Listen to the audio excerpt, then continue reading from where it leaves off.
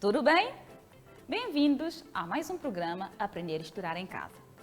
Eu sou Geisa Baessa, professora de Ciências da Terra e da Vida do 7º ano. Na aula de hoje, nós iremos falar sobre fatores abióticos e a sua influência sobre os seres vivos.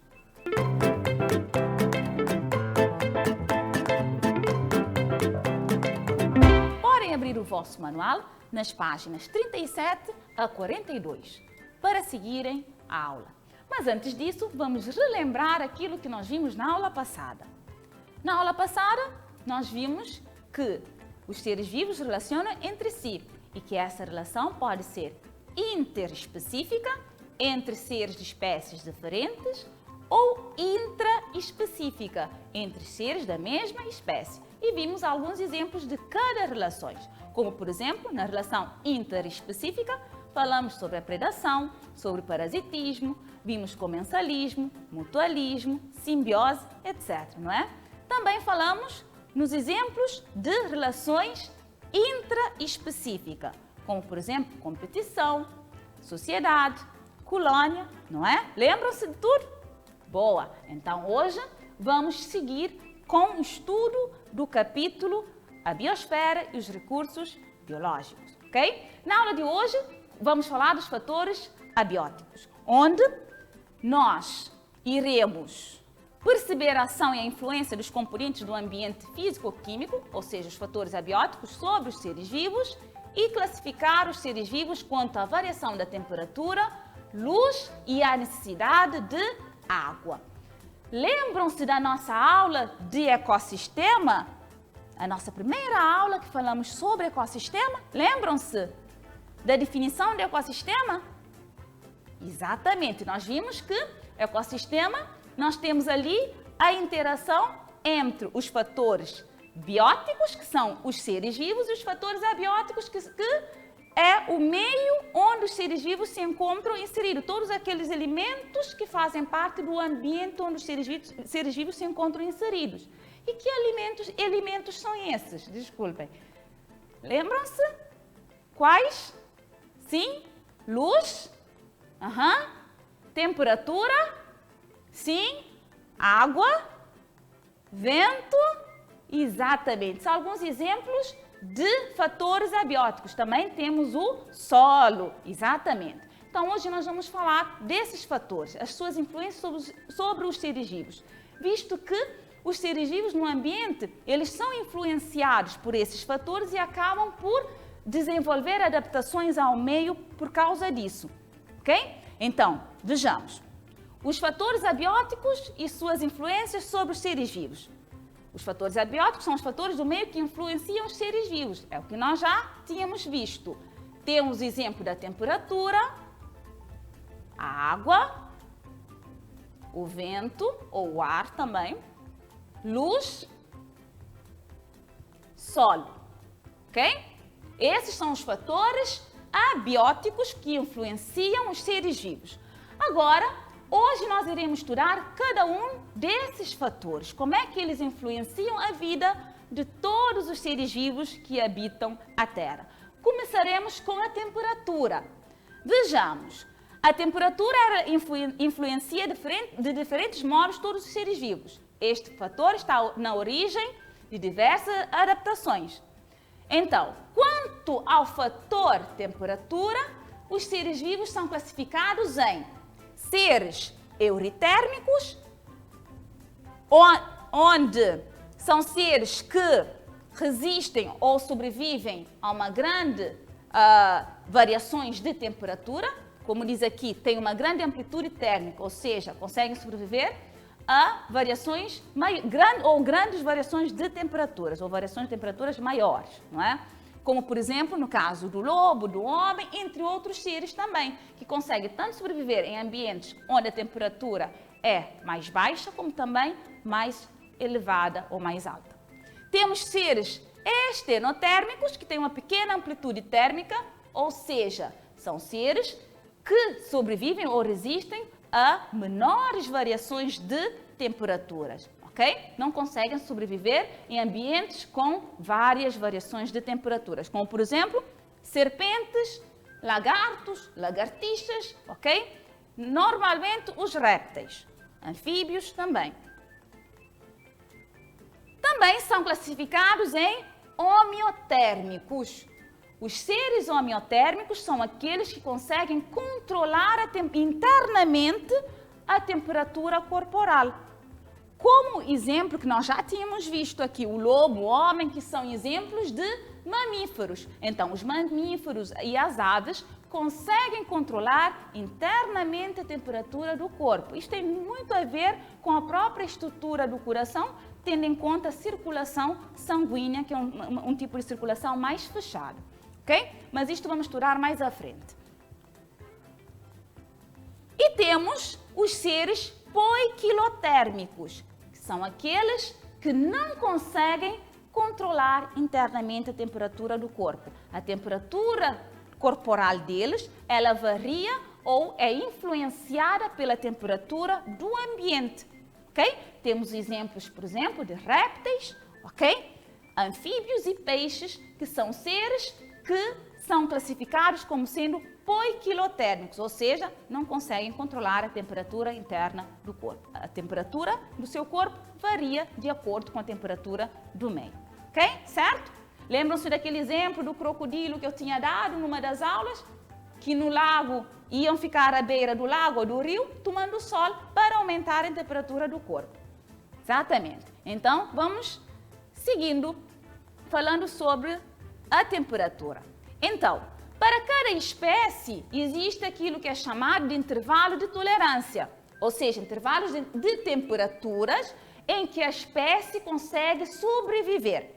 Existe aquela temperatura que é considerada a temperatura ótima, que é a temperatura ideal, onde a atividade do ser é maior, ele consegue viver muito bem naquela temperatura, e temos aquela temperatura que é chamada de temperatura letal, que quando ultrapassa a temperatura ótima, nós dizemos que a atividade do ser diminui ou até mesmo ele pode morrer quando ultrapassa a temperatura ótima. Então, quando isso acontece, nós dizemos que aquela temperatura é uma temperatura letal, ok? Pode levar à morte do ser, certo? Vejam aqui o gráfico. Neste gráfico, nós podemos compreender melhor o que é isto de seres euritérmico e estenotérmico, ok? Vejam, nós temos aqui, podem ver, 3 linhas mostrando a variação, 3 variações de temperaturas.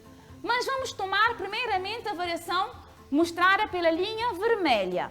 Vejam, sai da temperatura mínima e chega à temperatura máxima. Vejam na base do gráfico que é uma base maior, não é? Então, comparando com as outras linhas, reparem, temos aqui na linha preta, mínima, máxima. Estão a ver a base? Comparem esta base, desta primeira linha, com a linha vermelha. Qual é que a base mostra um intervalo de temperatura maior? Exatamente, da linha vermelha. Então, da espécie que está aqui a ser representado pela linha vermelha. Então, este indivíduo, ele resiste a maior variações de temperatura. Então, é uma espécie euritérmica, exatamente. Já esses dois aqui, podem ver mínimo e máximo, há um intervalo muito pequeno. Vejam, pequeno. Há menores variações de temperatura. Então, são considerados seres estenotérmicos, exatamente. Agora, vamos observar a temperatura ótima de cada um. Vejam, a temperatura ótima é aquela onde a linha atinge o ponto máximo. Vejam aqui. Então, podemos dizer que aqui, se estivesse, por exemplo, assinalado 50, que não está, então poderíamos ver que aqui, neste ponto, é onde o ser atinge a temperatura máxima. Então, é a temperatura ótima. Aqui mostra um nível de atividade elevada. Então, é ótima. E neste outro aqui, onde mostra atividade elevada também. Então, a temperatura ótima para este ser é aqui que nós vamos observar. Certo? Compreendido? Deu para perceber? Boa. Então, vamos continuar. Então, os seres vivos desenvolveram adaptações às temperaturas desfavoráveis, como, por exemplo, migração. Nós temos seres que, quando a temperatura começa a baixar, migram para a região onde a temperatura está mais elevada, está mais quente. Quando começa o inverno numa região, migram para onde está verão, ok? Estivação e hibernação são duas características que os seres desenvolveram para ultrapassarem condições de temperatura desfavoráveis. Por exemplo, na estivação, os seres vivos reduzem a sua atividade, ficam tipo dormindo, digamos assim, a atividade metabólica do organismo diminui quando as temperaturas estão muito elevadas. Na hibernação, essa atividade do corpo diminui quando as temperaturas estão muito baixas, ou seja, quando está muito frio. É o que acontece com os ursos, não é? Quando chega o inverno, eles acabam por dormir o inverno todo. Para quê? Porque as temperaturas do meio estão muito baixas, logo reduzem a sua atividade corporal e ficam ali hibernando até chegar a primavera e verão, onde vão acordar e se alimentar, certo? Temos também orelhas grandes ou pequenas. No caso de orelhas grandes, os seres que desenvolvem orelhas grandes desenvolvem em ambientes onde as temperaturas estão mais elevadas. Para quê? Para aumentar a superfície de libertação de calor, ok? Para poder libertar o calor interno do corpo. E pequenas, claro, aquelas que vivem em regiões onde as temperaturas são mais baixas, ou seja, há mais frio. E temos pelo longo ou curto. No caso de pelo longo, são seres que vivem em regiões mais frias, e pelo curto, de seres que vivem em regiões mais quentes, então, para poderem conseguir libertar calor. Enquanto que pelo longo, para poder aquecê-los e protegê-los do frio, certo?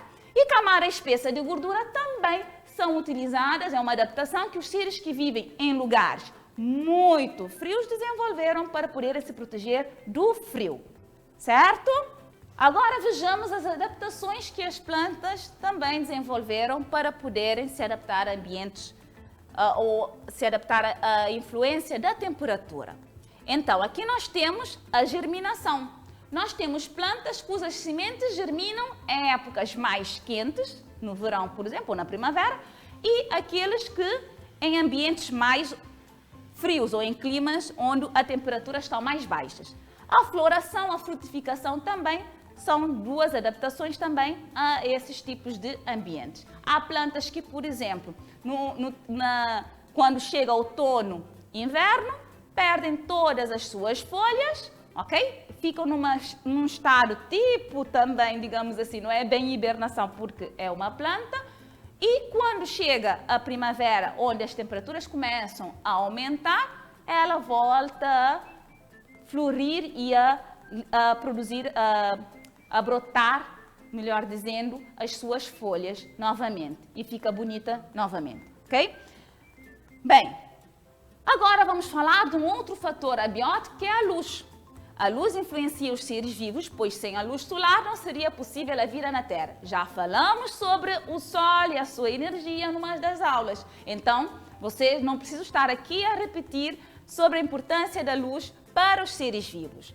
Então, ela condiciona as atividades dos animais, podendo ser classificados em seres diurnos, que são aqueles que são ativos durante o dia, como, por exemplo, camaleões, águia, seres noturnos, aqueles que são ativos ou mais ativos à noite, como, por exemplo, morcego e a coruja, e seres crepusculares, que são mais ativos ao pôr do sol e também ao amanhecer, como, por exemplo, o vagalume, que é um dos seres crepusculares.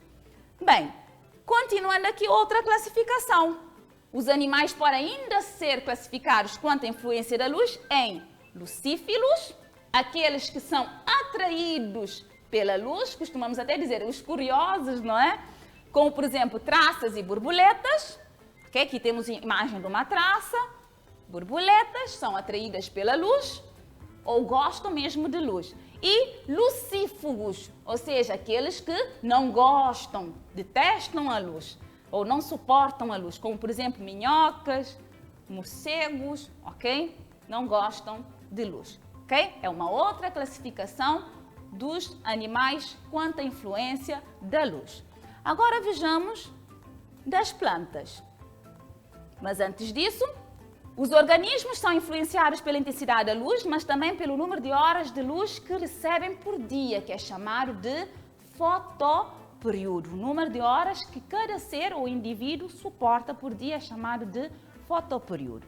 Neste caso, nós vamos ter plantas que são classificadas em plantas heliófilas e plantas umbrófilas, ok? As plantas heliófilas são aquelas que necessitam ou que gostam muito de luz. Girassol é uma daquelas que é considerada que é um bom exemplo de plantas que gostam de luz. E temos também o milho, mas também temos outras plantas que gostam de luz. E temos aquelas que desenvolvem na sombra, ou seja, não gostam muito de luz. Preferem, não gostam de luz direto, ok? Preferem ficar na sombra e receber luz de forma indireta, como por exemplo o caso do feto, que é esta planta aqui, e do musgo, que é um outro que está ali, ok? Certamente conhecem. Gostam de lugares, esses dois, por exemplo, para além de não gostarem muito de luz direto, gostam também de umidade. O fotoperíodo influencia vários processos nos seres vivos. Nos animais, por exemplo, influencia a reprodução. Mas como assim, professora? Imaginemos, quando está num período em que o dia é longo, ou seja, o fotoperíodo é longo, há mais sol durante o dia, os animais terão mais tempo, por exemplo, para se encontrar e acasalarem, do que quando o dia está mais curto, há menos período de luz, ok? Então, a luz influencia a reprodução, porque há aqueles animais que nós já vimos, que não gostam de luz. Então, na ausência, quando o sol se põe, vão abrigar-se. Então, logo não vão se encontrar com o parceiro ou parceira para se acasalarem. A formação da vitamina D ao nível da pele, já tínhamos visto isso, que a luz é importante, a luz do sol, não é? Tudo isto é dado pela luz do sol. Início das migrações, ok? Quando começa o inverno, como já tinha falado, o fotoperíodo, os dias tornam mais curtos, não é? Em termos de iluminação. Logo, os seres acabam por migrar por regiões onde vão estar mais expostos à luz. Mudanças de pelagem e de plumagem. Há seres que, por exemplo, quando recebem pouca luz, ficam com pelo branco e quando recebem mais luz, ficam com pelo, por exemplo, castanho. Há tipos de coelho ou lebre que funcionam assim. Então, podem ver que isto influencia muito a vida dos seres vivos. E nas plantas, a luz interfere na germinação das sementes, na floração, crescimento e maturação dos frutos. Há plantas que, por exemplo, as sementes para germinarem têm que ficar num ambiente mais sombreado. Há aquelas que, por exemplo, gostam um bocadinho mais de sol. Então, isto interfere muito na vida dessas plantas. Mas, normalmente, para a germinação, exige-se menos luz do que para crescimento e frutificação. Agora, vamos falar de um outro fator abiótico, a água, que é fundamental para a vida. Sem água não há vida, como nós já vimos também. Então, mas mesmo assim, nem todos os seres vivos têm a mesma necessidade de água. Então, quanto à necessidade de água, os seres vivos são classificados em aquáticos, aqueles que vivem permanentemente em água, peixes, no caso de plantas, nenúfar, higrófilos, aqueles que vivem em lugares úmidos, como por exemplo o sapo, a minhoca, mesófilos, aqueles que têm uma necessidade moderada de água, vivem em lugares onde não tem água nem em abundância, nem também pouca água, como por exemplo leões aqui, girassóis, ser humano, etc. E também xerófilos, aqueles que vivem em lugares secos, onde não há água, como por exemplo catos, camelos, ok? São exemplos de seres que são considerados ou classificados como sendo xerófilos, ok? Agora, vejamos o solo, que é um outro fator abiótico também, que serve de suporte, para os seres vivos e interfere também nas suas vidas. O solo é constituído por matéria mineral, água e ar. A textura e a estrutura do solo influenciam a distribuição dos seres vivos. Quanto à textura, os solos são classificados em solos arenosos, aqueles que são constituídos essencialmente por areias, pode ter diferentes tamanhos, desde fina, médio ou grossa. Solos argilosos, que já são formados por sedimentos ou partículas muito mais fininhas, ok? O nome já diz, já lembra argila, vocês conhecem argila, não é? Da argila, o barro, exatamente. Então, são solos argilosos. Temos solos calcários, podem ver pela coloração mais clara, porque são constituídos por, essencialmente, carbonatos de cálcio, ok? E temos os solos umíferos, podem ver pela coloração muito escura, preta mesmo, e ela é rica em matéria orgânica, ok? E ali encontramos também minhoca, é um solo bem utilizado na prática da agricultura, porque é um solo mais fértil, certo? Então, esses são os tipos de solo que nós temos quanto à textura. Agora, para aplicarmos um pouco daquilo que nós estudamos hoje, vamos ao exercício, porque hoje vimos muita coisa, não é? Então, vamos aplicar. Vou testar aqui o vosso conhecimento, se realmente aprenderam alguma coisa com a aula. Aprenderam, não é? Com certeza.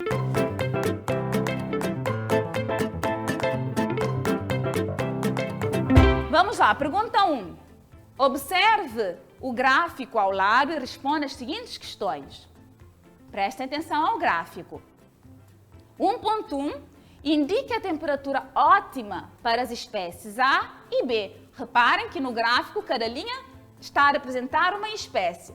A vermelha é a espécie A e a azul espécie B.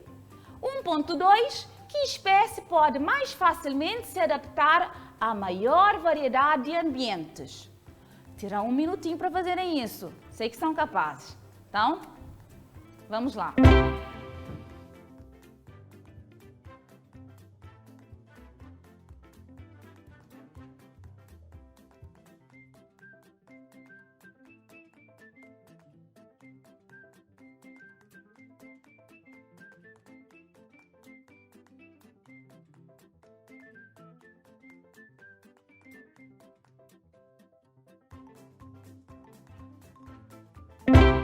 Então, vamos à correção.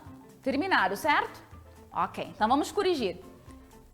Qual é a temperatura ótima para a espécie A? 10 graus Celsius. E para a espécie B? 35. Vamos observar no gráfico e ver se realmente é isto. Vejam, espécie A, ponto máximo é aqui de atividade. Então, aqui nós temos a temperatura ótima. Vamos descer, dá 10. Exatamente. E B, ponto máximo aqui. Se traçarmos uma reta, podem ver que fica entre 30 e 40, ok? Aqui a mão da professora está um pouco torto, mas fica entre 30 e 40. Entre 30 e 40 nós temos 35. Não está lá, mas podemos imaginar 35 graus Celsius, certo? Agora vamos corrigir 1.2. Que espécie pode mais facilmente se adaptar à maior variedade de ambientes? Espécie A ou espécie B? Muito bem, é a espécie A, pois consegue sobreviver a maiores variações de temperatura. É só analisarmos aqui a base. Vejam aqui a espécie A, o intervalo em que ela pode sobreviver é de menos 20 graus Celsius a 40 graus Celsius, enquanto que a espécie B é de 20 graus Celsius a 50 graus Celsius, certo? Então, podem ver que quem consegue sobreviver a maiores variações de temperatura é a espécie A, ok? Muito bem, ótimo, estão de parabéns, pois conseguiram responder corretamente a essas questões. Agora, vou-vos deixar com o TPC para praticar um bocadinho mais lá em casa.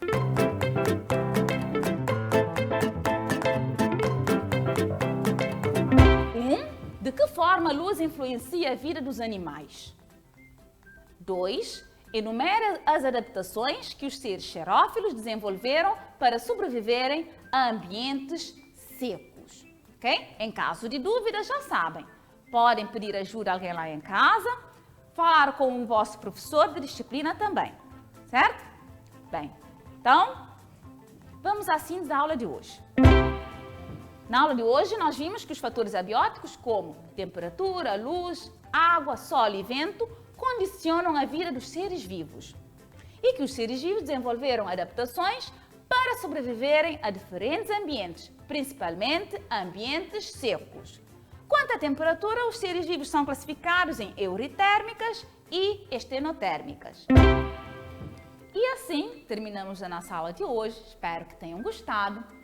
Não se esqueçam de lavar as mãos com frequência, praticar o distanciamento social e usar a máscara. Fiquem bem e seguros. Até a próxima aula. Tchau, tchau.